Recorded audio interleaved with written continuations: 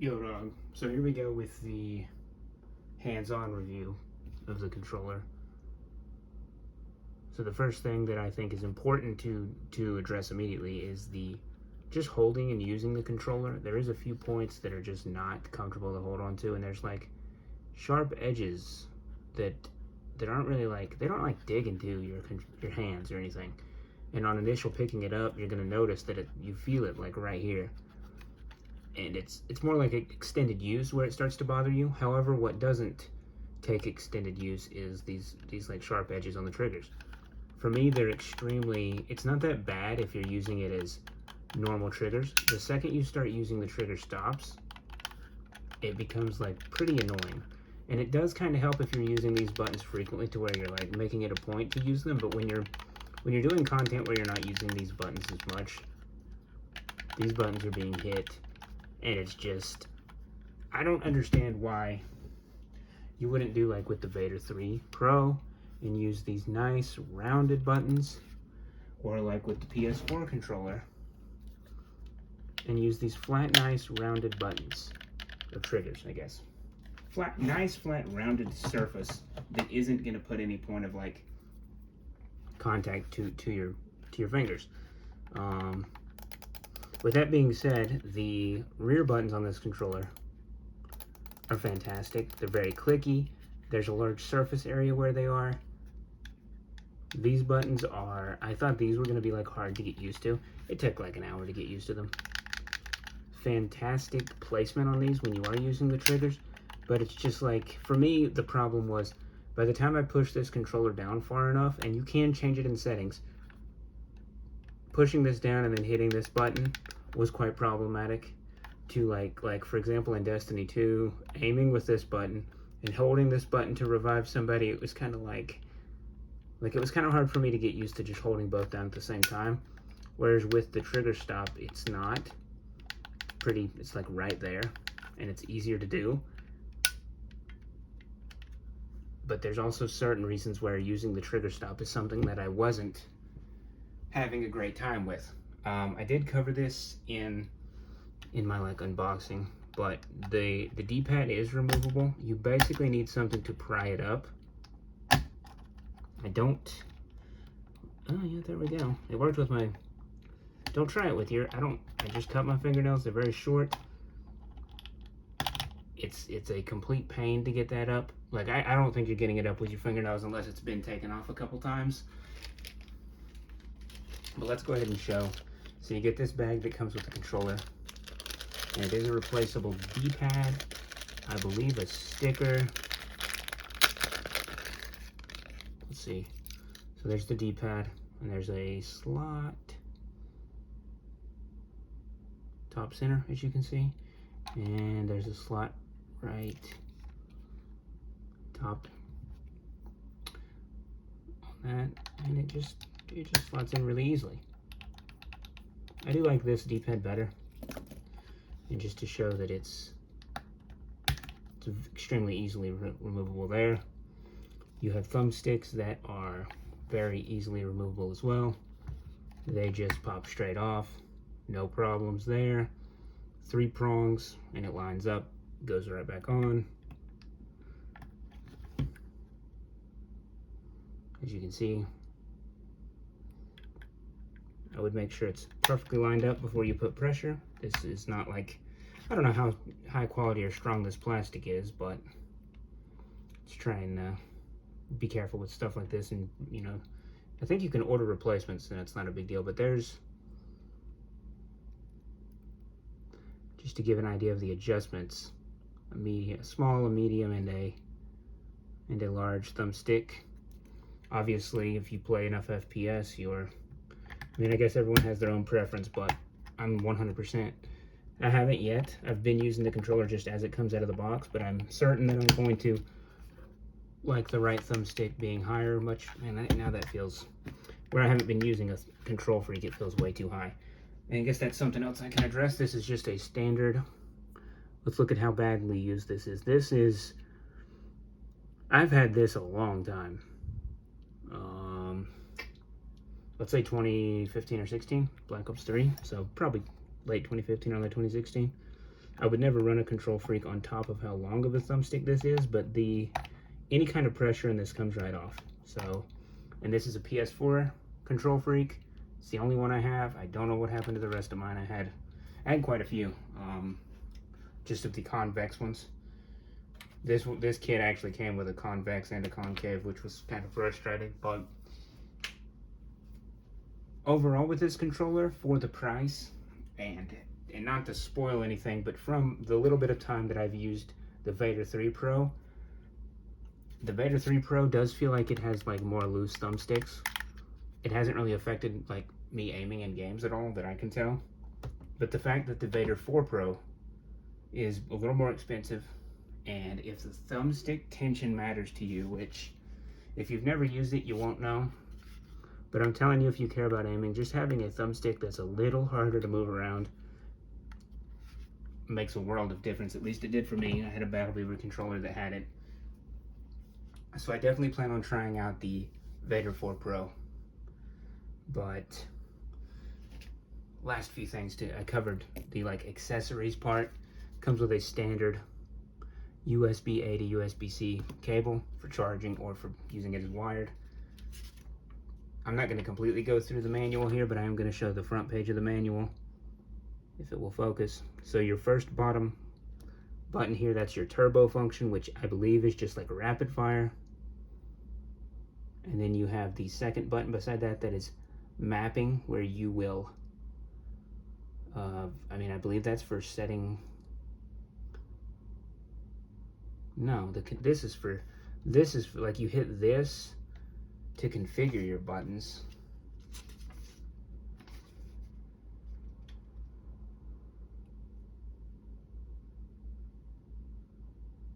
This is set for screenshot on Windows, but I don't remember if you can even, and that's like select and start or view menu on Xbox, I guess is what that says. I'm not sure. This is a function button. I'm trying to see.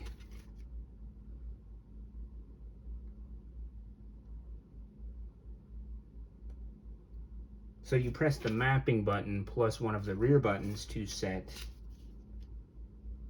Oh, okay, that's right. It's been a while since I've done this. This plus one of the M1 through 4 buttons to set how you want, like what you want it to be. Like for example, this one is already set to A, but I'll do it. And then it vibrates, and then you set it to A, and then it vibrates again. So just so you can see what I'm doing, I'm pressing this button right here, the second button, and it vibrates.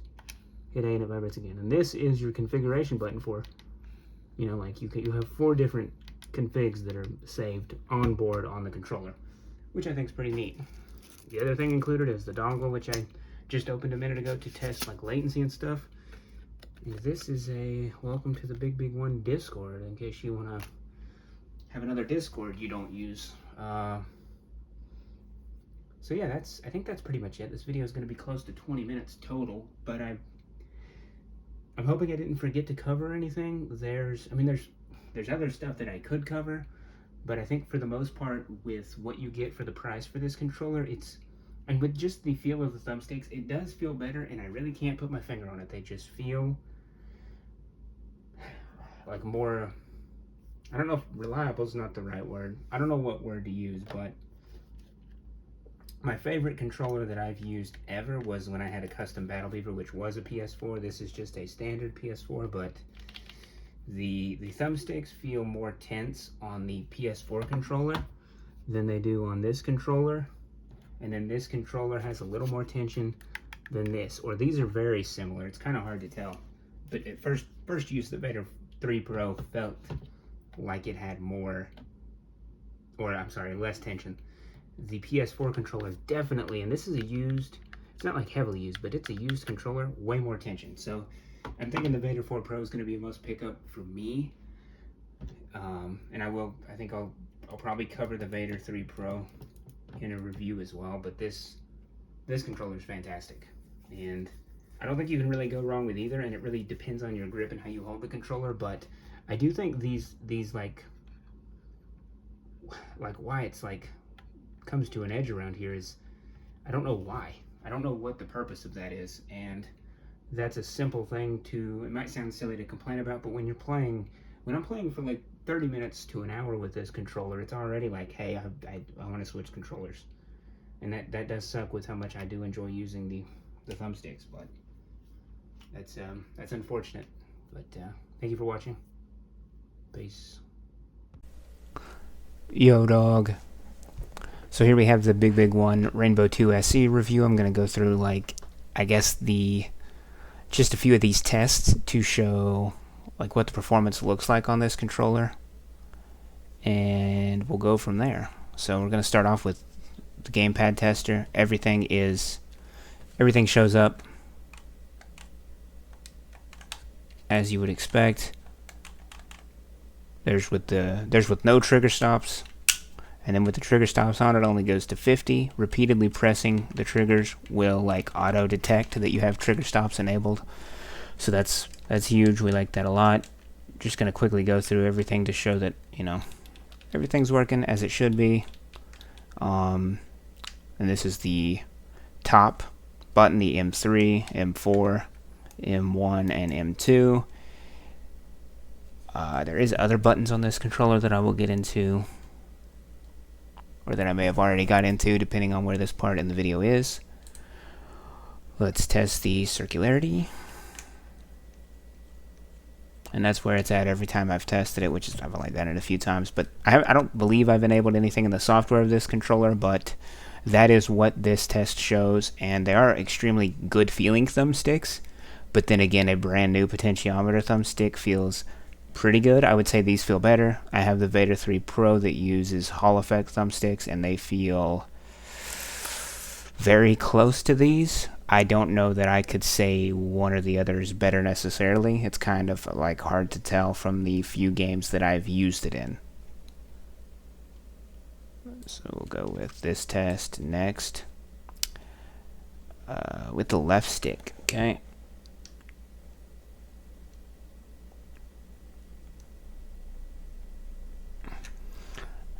And that is what this test shows. I assume it's, I don't know how much of a, this is just a test from GamePadla, so that's just what that test shows. I believe it was 1.4%, and it's also showing 1.4. I don't know if this is software stuff or if this is hardware stuff. I've seen people say that this is stuff that has been tuned in the software to show better margins or whatever, and then you can obviously tune this yourself. At least to some degree in the software. And I believe the controller's completely updated. 2908, yes. So you can select if you want to use his input or switch. Step precision accuracy. The lower is like, I don't know how to think of like the best way to put this. From how I understand it, is it's like less, so it's like more jumps at 256, whereas this is like extreme accuracy from how you're like each little movement of the thumbstick at 32 versus 256. But the real differences here that I noticed wasn't enough to warrant, I just didn't mess with it because I didn't know what it was at first, and with how much I've used the controller, I'm really happy with how it is, so I'm not trying to change anything. I did have to update the software for the 1000 hertz polling rate to even work. Calibration, we'll do that just for the hell of it. You just do exactly what it says. You turn both thumbsticks at the same time to the edge at 3 times. 2, 3. And then you turn off trigger locks and just simultaneously, I don't know how many times. And then you end calibration. It's straightforward and simple enough. It's very similar as well. I don't have any macros. There's a lot to go through here. Motion I haven't messed with at all. I don't know exactly what games you would use this with. I also haven't used the controller wirelessly, but I'm going to plug the dongle in a second and showcase that as well. This is the joystick, obviously the center, and the main circle. I think that's the outer circle. Yeah. I haven't messed with any of this. I haven't felt the need to. If you feel the need to, then, you know, knock yourself out. Some of these things, when you hover over them, it'll kind of tell you what it is, and some of them, like as you're seeing here, it's straight up just. Maybe all of them do that. Maybe I'm thinking of something else I've used, because all of these are straight up just telling you what it says when you hover over the question mark. Yeah. Dead zone settings for the triggers.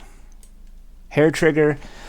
The problem with hair trigger that I want to go over real quick is if you set on the trigger lock, right? So it only goes halfway down with the trigger lock, and then you put the slightest bit of you release your finger the slightest bit and put the smallest amount of pressure on the trigger, it will register a button press. So if you're aiming and you barely release and press again, it will drop your sights, put your sights back up, and it's very frustrating to deal with. So I would not mess with hair triggers if you're also using trigger stops. That's just me, though. It could be something I needed to get used to, but it's something I don't feel like getting used to is worth the time either. Key maps are fairly simple. I mapped it with the paper out of the box. I did that before doing anything else. It was, really simple and straightforward. Shake strength, I don't know if this is a shake to do an action, but I have not messed with that at all. Fairly just using this for FPSs, and I've used it only in a few games. As you can see, there's multiple configs you can set, so you can use this for different games. Fairly simple and easy, and I believe it will save, and you can cycle through it on the controller itself. So I think the next thing for me to go through here is to unplug the controller. And I haven't even opened the dongle out of the wrapper because, for me at least, and I understand different people are going to have different uses for these controllers, I had no reason to use this thing wirelessly. And I don't know if it's if you set it for Nintendo Switch, if it's a Bluetooth thing. And I'm guessing I just hold the top button to sync it to wireless.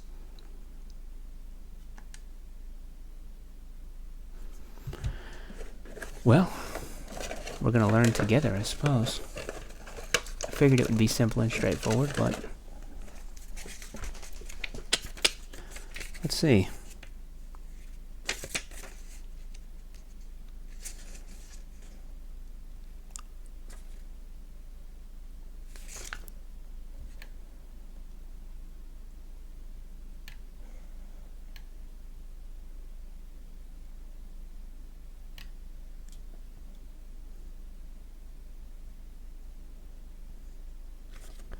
After it's plugged into the computer, press and hold the button on the adapter until it blinks fast.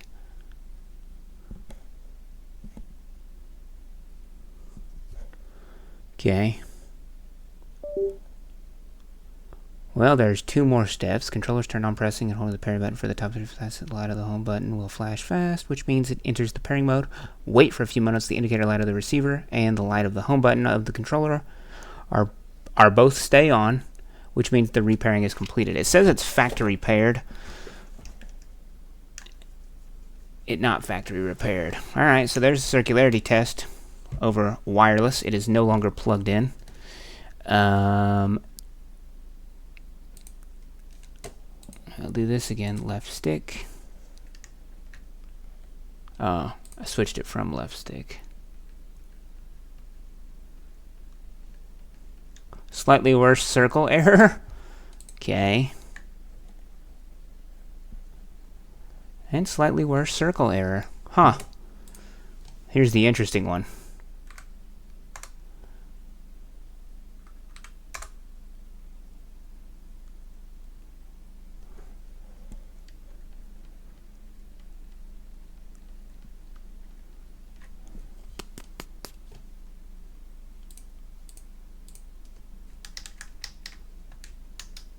Whoa, it's not even working.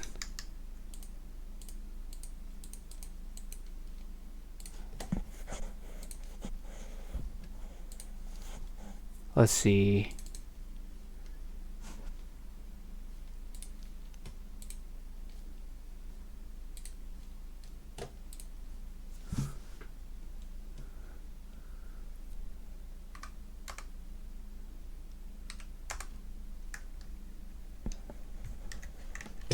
Holy shit.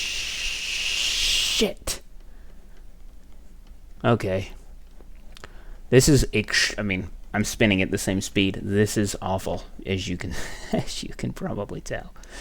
We will not, and I repeat, will not be doing this a second time. I was going to do it a second time because, as you can see, don't use this wirelessly.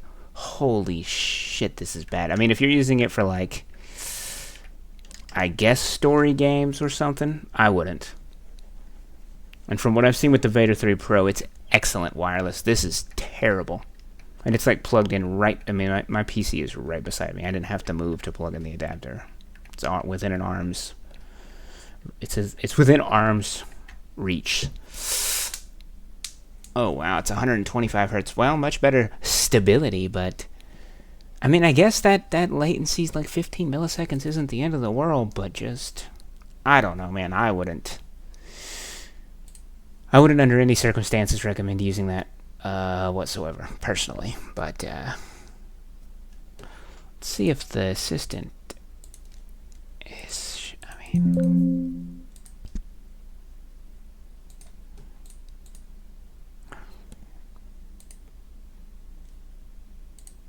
I'm going to recalibrate real quick.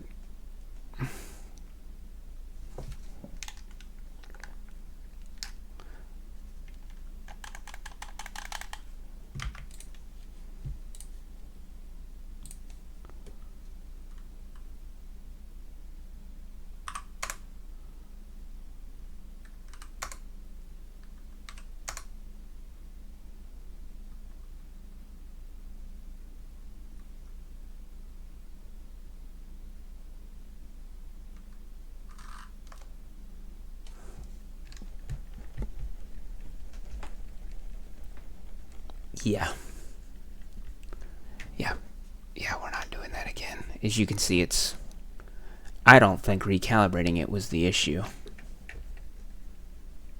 And that's like, yeah, that's like cramping my hand. I don't like that at all. It is doo-doo. Would not recommend that whatsoever. So yeah, that's it for this part. I think we're going to call it there. 12 minutes in is a little longer than I expected. Hopefully I can edit some of that out. But yeah. If you have any questions about this controller at all, anything that I didn't cover, comment down below and I'll try to get back to you. But I don't really know what else I could cover. Don't have a Switch to run it to test. People have, I mean, I don't know. If you have any questions about other controllers, this website Gamepad is what I use to like determine what controller to buy. I don't even think this Rainbow 2 is even on here. The SE at least. Let's see. Is it alphabetical? It's okay. So there's the Rainbow 2 Pro and the BigBig one Hall. So you see 20 milliseconds, 20 milliseconds, 27, 18. Let's see if I can find the fly digi. There's the Vader 3, 7.4, 8.6, 33 ohm. So Bluetooth is horrible. Bluetooth is much better on the Vader 4, 8.4. Slightly improved on the wired, and we'll just say negligible on the dongle. Apex 4 is not great. What's the Bluetooth on a PlayStation while I'm looking? So 10 on an Xbox One. PS4 is 5.9. That's, wow, it's better Bluetooth latency than wired. And then the DualSense Edge is great. Wow. If that thing had 2 more back buttons, we'd be talking. But can't do just 2 back buttons. All right. Peace.